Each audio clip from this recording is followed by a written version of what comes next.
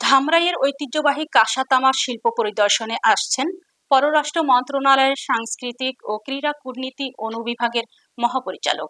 বিস্তারিত থাকছে লাকি আক্তারের প্রতিবেদনে। ঢাকার ধামরাইয়ের ঐতিহ্যবাহী ও গৌরবময় ইতিহাস বিজড়িত কাঁসাতামা শিল্প আজ বিলুপ্তির পথে। কালের বিবর্তনে এবং আধুনিক উপকরণের ভিড়ে হারিয়ে যেতে বসেছে এই প্রাচীন লোকশিল্পের বর্তমান অবস্থা সরজমিনে পরিদর্শন করেছেন সাংস্কৃতিক ও ক্রীড়া কূটনীতি অনুবিভাগ পররাষ্ট্র মন্ত্রণালয়ের মহাপরিচালক বি.এম. জামাল হোসেন। তিনি ধামরাইয়ে এই শিল্পের সাথে জড়িত কারিগরদের খোঁজখবর নেন। একসময় ধামরাইয়ের কাঁসা তামা পিতলের সুনাম ছিল দেশ জুড়ে, এমনকি দেশের বাইরেও। এখনকার কারিগরদের হাতের ছোঁয়ায় তৈরি তৈজসপত্র ও নান্দনিক শিল্পকর্ম ছিল বাংলার সাংস্কৃতিক এক অবিচ্ছেদ্য অংশ। তবে কাঁচামালের মূল্য বৃদ্ধি ও অ্যালুমিনিয়ামের আধিপত্য এবং উপযুক্ত পৃষ্ঠপোষকতার অভাবে এই শিল্পের কারিগররা আজ চরম সংকটে দিন কাটাচ্ছেন। অনেকেই বাধ্য হয়ে ছেড়ে দিচ্ছেন বাপদাদার এই আদি পেশা।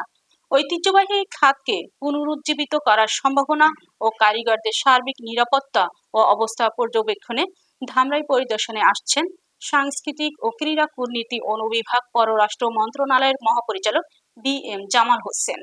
পরিদর্শন শেষে তিনি বলেন, ধামরাইয়ের কাঁসাতামা জাতীয় ঐতিহ্যের এক অমূল্য সম্পদ। এই শিল্পকে কোনোভাবেই হারিয়ে যেতে দেওয়া যাবে না। এগুলো আমাদের নন রিলিজিয়াস ভিতরে একটা ক্যান্ডেল,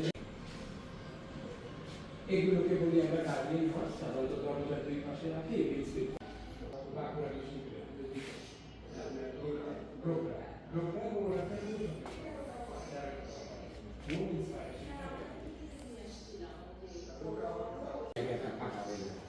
ওর জন্য আমরা বড়গুলো যেগুলো হচ্ছে সরি 1 2 3 4 এরা হচ্ছে আপনার এই যে হ্যান্ডব্যাগে নিতে দেবে না বিমানে।